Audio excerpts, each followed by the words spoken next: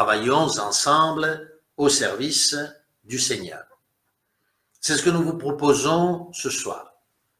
Beaucoup de chrétiens ont quitté leur organisation ou l'église dans laquelle ils se trouvaient précédemment et se sentent perdus.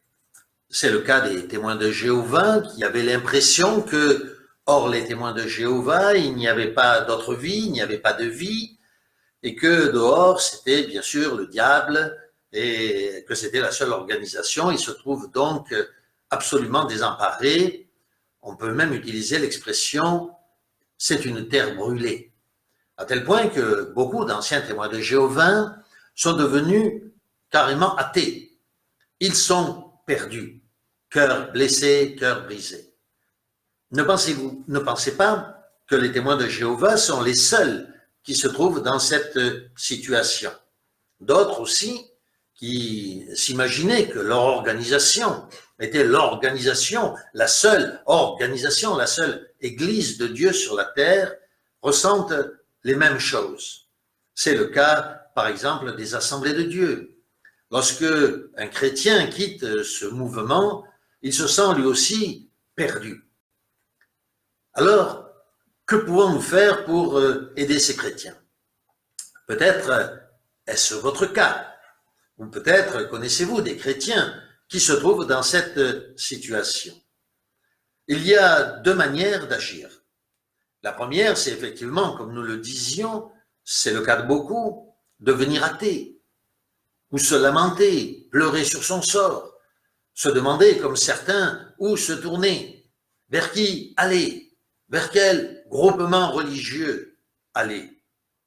Le deuxième, c'est de retrousser les manches et d'aller de l'avant.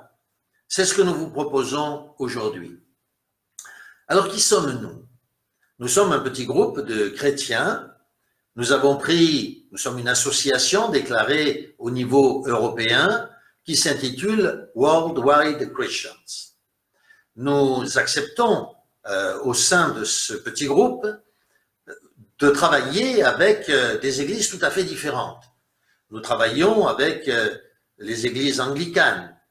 Nous travaillons avec les petites églises comme, Catherine, aide-moi, les églises de frères, ou encore certaines églises qui ont quitté les églises anglicanes, d'autres églises de toute manière, toutes sortes d'églises évangéliques ou autres. Nous travaillons avec tous sans préjugés.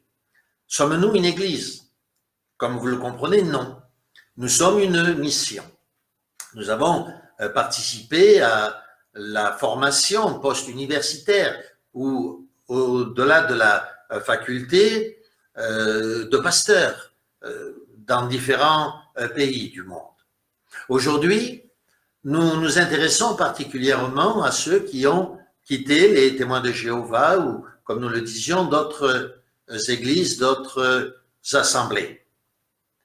Notre objectif, c'est, comme le disait l'apôtre Paul, de nous encourager les uns les autres. Non pas de former une nouvelle église. C'est peine perdue que d'essayer de créer une nouvelle église. Alors pour quelle raison est-ce que je dis cela? Parce que des églises fidèles, il y en a eu à travers le siècle. Par exemple, lorsque les protestants ont quitté les catholiques, c'était pour former une église fidèle. Et ces premiers protestants étaient vraiment des gens tout à fait extraordinaires, même jusqu'à laisser leur vie pour le service du Seigneur. La fidélité, combien ont été déportés à ce que l'on appelait les Amériques. D'autres ont été mis à mort. Ces hommes étaient fidèles. Mais aujourd'hui, ces églises protestantes sont tellement divisées que, comme l'a dit un catholique, un cardinal catholique, leur division est la preuve même qu'ils ne sont pas dans la vérité. Effectivement, Jésus disait lui-même que le diable se trouve dans la division. Alors, que faire? Eh bien, les premiers chrétiens nous donnent la solution. Ils nous disent que chacun d'entre nous, nous pouvons former des petits groupes. vous pouvez vous-même former un petit groupe. Nous avons formé de tels petits groupes. D'autres se réunissent dans certaines villes pour former des petits groupes pour travailler ensemble, des rencontres.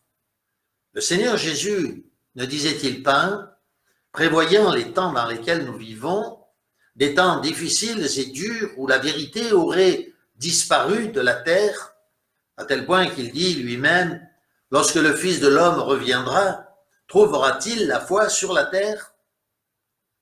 Et c'est pour cette raison qu'il a dit et fait écrire pour nous, à notre intention, là où 2 ou 3 sont réunis en mon nom, je suis au milieu d'eux.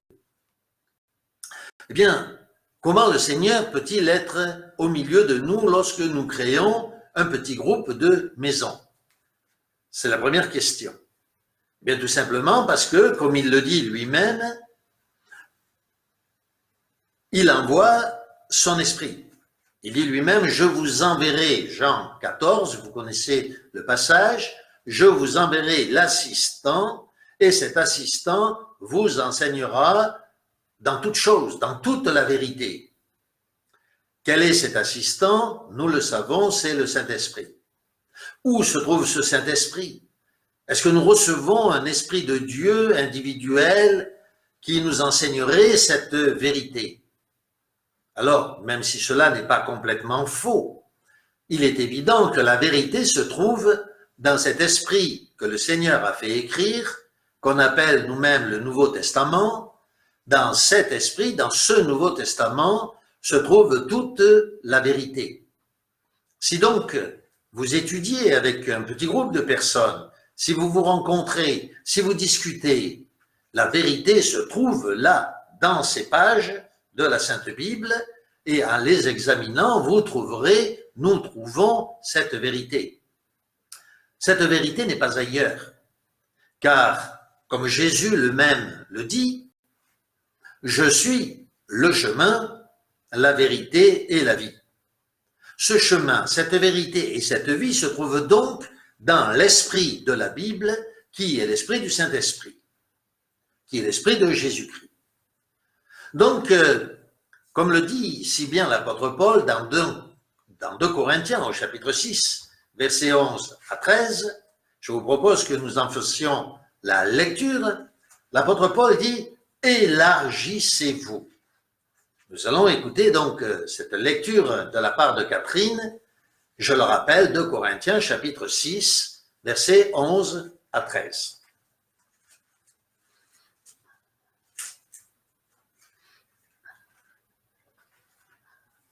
Pour vous, Corinthiens, notre bouche a parlé ouvertement, notre cœur s'est élargi. Vous n'êtes pas à l'étroit chez nous. C'est en vous-même que vous êtes à l'étroit. Je vous le dis parce que vous êtes mes enfants. Payez-nous de retour, élargissez votre cœur, vous aussi. Vous voyez ce que nous dit la parole de Dieu par la bouche de l'apôtre Paul? Élargissons-nous. Peut-être sommes-nous à l'étroit au milieu de nous. À l'intérieur de nous, nous nous sentons peut-être à l'étroit. Nous voulons bien recevoir la parole de Dieu, mais nous sommes trop à l'étroit pour vouloir la dispenser à d'autres. Nous devons donc en conséquence nous élargir, donner cette nourriture spirituelle. Et si nous ne savons pas tout, la Bible, elle, sait tout. Examinons cette Bible. Réunissons-nous avec d'autres chrétiens. Nous n'avons pas besoin d'être nombreux. 2, 3, comme le dit Jésus. Là où 2 ou 3 sont réunis en mon nom, je suis au milieu d'eux. Élargissons-nous. Formons avec nos frères et sœurs une petite famille. Comme le dit Éphésiens au chapitre 3, versets 14 à 19. Nous lirons aussi ce texte et nous allons demander à Catherine d'en faire la lecture. Dans ce texte, il est expliqué que toute famille sur cette terre tire son nom de notre Seigneur Jésus-Christ. En conséquence, nous sommes tous des chrétiens. Nous faisons partie de cette famille de notre Seigneur Jésus-Christ. Nous pouvons donc nous réunir avec 2, 3, 4 frères et sœurs. C'est la croix qui nous unit. Écoutons la lecture. C'est pourquoi je tombe à genoux devant le Père, de qui toute paternité au ciel et sur la terre tient son nom. Lui qui est si riche en gloire, qu'il vous donne la puissance de son esprit, pour que se fortifie en vous l'homme intérieur, que le Christ habite en vos cœurs par la foi. Restez enracinés dans l'amour, établis dans l'amour. Ainsi, vous serez capables de comprendre avec tous les fidèles quelle est la largeur, la longueur, la hauteur, la profondeur. Vous connaîtrez ce qui dépasse toute connaissance, l'amour du Christ. Alors, vous serez comblés jusqu'à entrer dans toute la plénitude de Dieu. Voilà un texte extraordinaire, n'est-ce pas? Recherchons cette plénitude de Dieu. Recherchons dans la Bible la largeur, la hauteur, la longueur des choses. La croix qui est décrite ici, n'est-ce pas? C'est la croix qui est décrite dans ce passage de Éphésiens. Formons, restons, demeurons attachés à notre Seigneur Jésus-Christ, notre Père éternel. Et ensemble, comme des enfants bien-aimés, encourageons-nous les uns les autres. Comment travailler ensemble? Eh bien, déjà, l'évangélisation doit être notre objectif. N'essayons pas, ce n'est pas nécessaire, pour ceux qui le peuvent, tant mieux, mais nous ne sommes pas obligés d'essayer de faire de grandes choses. Il vaut mieux apprendre à faire un petit pas solide et fixe l'un après l'autre. L'évangélisation ne veut pas dire que, obligatoirement, vous devez descendre dans la rue deux par deux, une sacoche à la main, pour aller au-devant des gens qui ne s'intéressent pas à la vérité. Fixez-vous des objectifs. Vous avez autour de vous certainement un membre de la famille, peut-être vos enfants, un conjoint, peut-être un cousin, peu importe. Visez celui-ci. Dites-lui que vous étudiez la parole de Dieu et que vous aimeriez bien l'étudier avec lui. N'oubliez pas, 2 ou 3 sont suffisants pour démarrer votre petite rencontre. Un voisin, un ami. Si vous êtes fier d'être chrétien, si vous le manifestez, si vous n'avez pas peur de rendre témoignage de notre Seigneur Jésus-Christ, pas besoin d'apprendre des leçons particulières, pas besoin de faire, comme le font les témoins de Jéhovah, des écoles de relations publiques avec les personnes. Pas besoin, si vous rencontrez quelqu'un que vous voudriez toucher, dont vous voudriez toucher le cœur, de lui dire s'il a un chien et qu'il le promène, oh, vous avez un beau chien pour entamer la discussion. Dites tout simplement à la personne que vous avez visée, je suis chrétien et je suis fier de l'être. Et j'étudie avec ma femme, mon épouse ou mon conjoint, nous étudions la parole de Dieu le soir. Si vous le désirez, nous pourrions nous joindre ensemble. Vous pouvez organiser un thé. Par exemple, inviter une personne pour partager le thé ou le café avec vous dans l'après-midi. Ensemble, vous pouvez projeter une vidéo chrétienne et vous proposer à cette personne de discuter des points de cette vidéo. Pas besoin de la choisir très longue. Plus elle sera brève, et mieux ce sera. Vous pouvez tout simplement prendre un texte de l'Écriture, un chapitre ou quelques versets de la parole de Dieu. Et ensemble, vous l'étudiez, vous décortiquez les textes de la parole de Dieu. La parole de Dieu. Quel est l'objectif que nous vous proposons lorsque nous travaillons ensemble? Eh bien, le premier est donné par l'apôtre Paul dans la lettre qu'il écrivit aux Romains, au chapitre 1er, lorsqu'il dit « Pour qu'il y ait entre nous, entre vous et moi, un échange d'encouragement. » Eh bien oui, nous vivons une époque difficile. Les problèmes des individus, les nôtres, sont devenus importants. Et il est bien pour des chrétiens qui ont le cœur honnête et droit, qui aiment le Seigneur Jésus-Christ, car il y a encore des chrétiens qui ont quitté les assemblées de Dieu ou les témoins de Jéhovah et qui aiment toujours notre Seigneur Jésus-Christ. Il est bon de nous encourager les uns les autres, de nous rappeler que Oui, il y a une autre vie après cette vie-là. Les persécutions s'approchent à grands pas. Il est donc important de comprendre que bientôt les grandes églises vont recevoir, et c'est le cas en Chine, vous le savez, les attaques des autorités supérieures. Cela commence déjà à se dérouler en France. Les grandes églises sont sous le feu de l'ennemi. À 2 ou 3, à quelques-uns, nous passons inaperçus. Et dans le cadre des persécutions, nous pouvons continuer de garder la foi vivante. Bien sûr, l'objectif le plus important est d'être enseigné non pas par des pasteurs qui nous mentent, mais par des études personnelles de la parole de Dieu qui, elle, contient la vérité. Je vous propose d'ailleurs de lire ce que nous dit l'évangile de Jean au chapitre 14, verset 26, que Catherine va encore nous lire, à savoir d'être enseigné dans la vérité. Écoutons sa lecture. Je vous parle ainsi tant que je demeure avec vous. Mais le défenseur, l'Esprit Saint, que le Père enverra en mon nom, lui vous enseignera tout, et il vous fera souvenir de tout ce que je vous ai dit. Ainsi, en étudiant la parole de Dieu, nous n'écoutons pas la parole d'un pasteur ou d'un autre. La parole de Dieu ne nous trompera jamais. Elle est la source de la vérité. Elle est vérité. Même si nous ne comprenons pas tout, ce que nous savons, c'est que tout ce que nous comprenons dans la parole de Dieu est vérité. Bien sûr, l'objectif doit être de ne pas détourner un texte ou un autre du sens de la manière dont il est écrit, noir sur blanc, dans la parole de Dieu. Nous faisons des analyses de textes de la parole de Dieu et non jamais, comme le dit d'ailleurs Saint Pierre, des interprétations personnelles de la parole de Dieu. Un autre objectif, bien sûr, de ces réunions est de prier les uns pour les autres. Nous avons tous des problèmes dans la vie.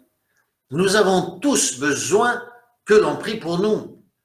Et nous avons en conséquence besoin de prier pour les autres. Pourquoi ne pas nous réunir, par exemple, pour prier pour ce désastre si incroyable qui arrive en ce moment à l'Australie? Pourquoi ne pas prier pour ce pays? Pourquoi ne pas prier pour les problèmes des uns ou des autres? D'ailleurs, si vous rencontrez des problèmes, ou si vous avez besoin que l'on prie pour quelqu'un que vous connaissez, n'hésitez pas à nous faire connaître l'objet de vos prières. Parce que non seulement nous prierons pour vous, mais de nombreux chrétiens, dans des villes différentes, dans des pays différents, prieront aussi pour vous. Comme le dit l'apôtre Paul lui-même, encore une fois, faites-nous connaître l'objet de vos prières. Je vous propose une autre lecture, toujours de l'apôtre Paul, dans 1 Corinthiens au chapitre 14, verset 26. 1 Corinthiens, chapitre 14, verset 26.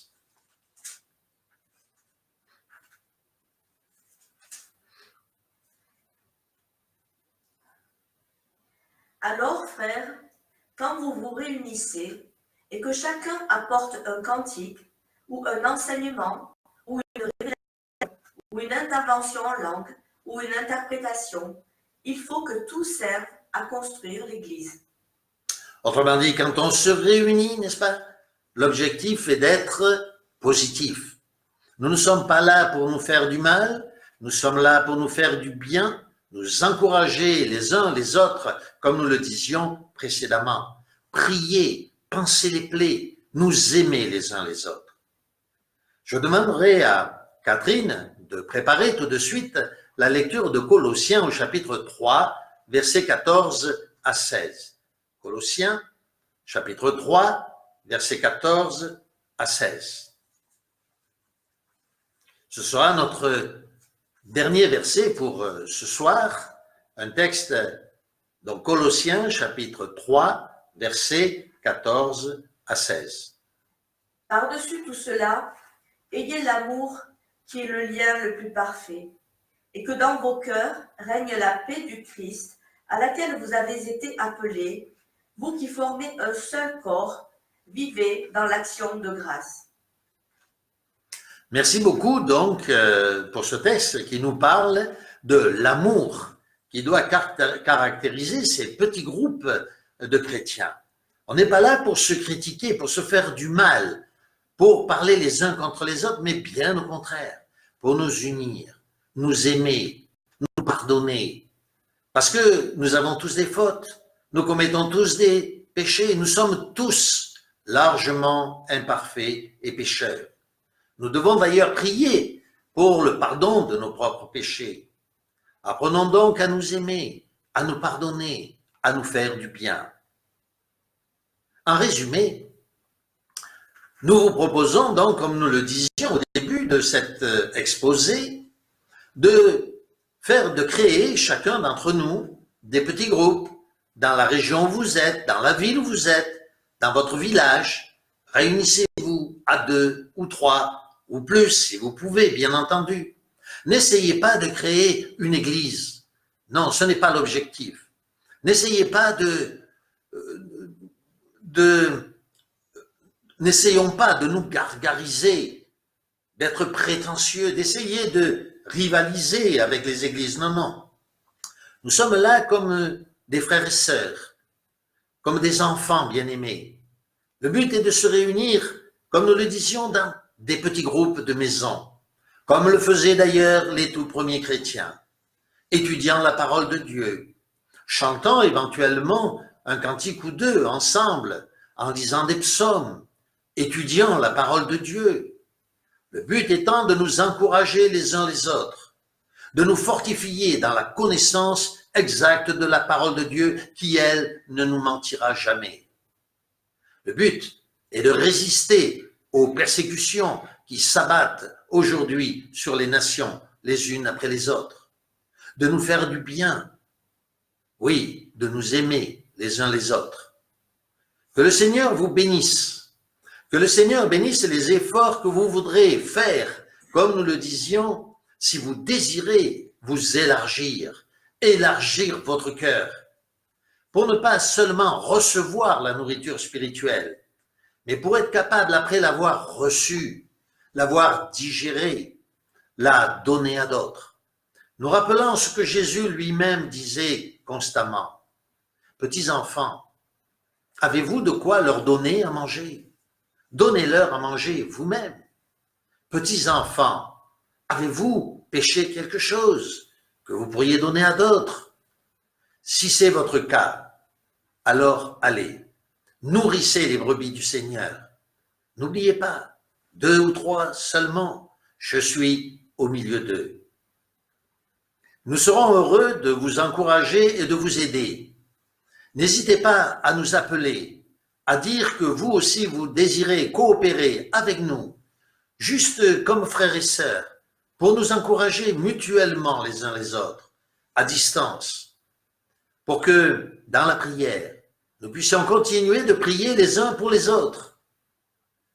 Et puis enfin, Pâques arrive rapidement. Nous vous rappelons la date de Pâques, célébration du 8 avril. Nous serons heureux de vous accueillir ici à Vendôme. Si vous avez fait vos préparatifs, mettez un petit peu d'argent de côté pour le voyage. Ici, à Vendôme, tout est gratuit. Si vous le désirez, nous serons heureux de vous accueillir et de fêter la Pâques qui arrive avec vous dans le Seigneur. N'hésitez pas à nous contacter sur Internet ou de nous joindre par téléphone selon les possibilités qui vous sont données. Que Dieu vous bénisse, qu'il soit avec vous, que le Seigneur soit avec nous et avec chacun d'entre vous.